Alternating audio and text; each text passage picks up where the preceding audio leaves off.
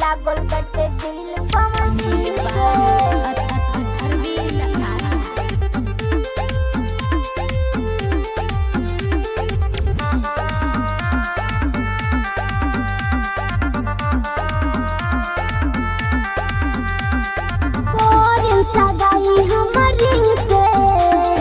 लागल बटे दिल पवन सिंह से,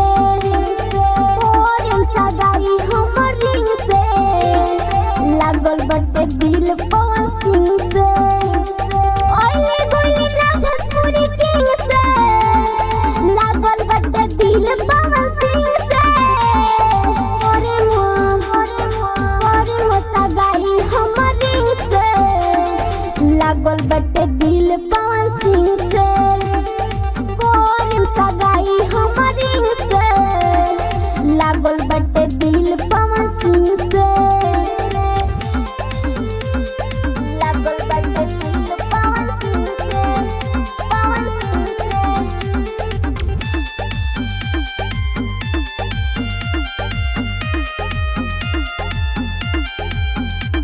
मोबाइल में उनका के देखिले, अरे देखिले।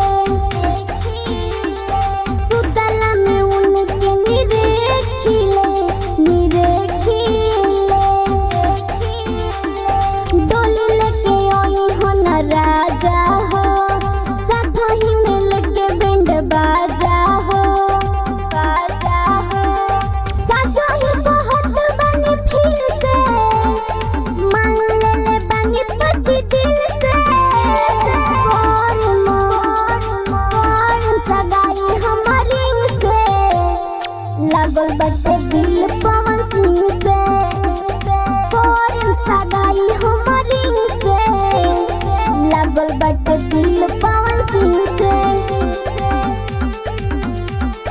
लागल बटे दिल पवन सिंह से।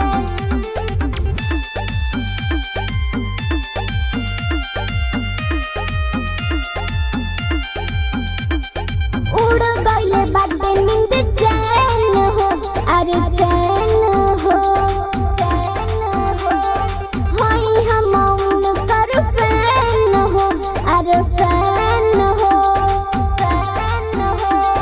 बहुत तारी किरण अरे आहो, चालू कर शादी के करे आहो, करे आहो। बहुत हो बानी हम अकेल हो, किशन राज के माथा गइल हिल हो। करम सगाई हमर रिंग से। लागल बटे दिल पवन सिंह से, सगाई हमर रिंग से।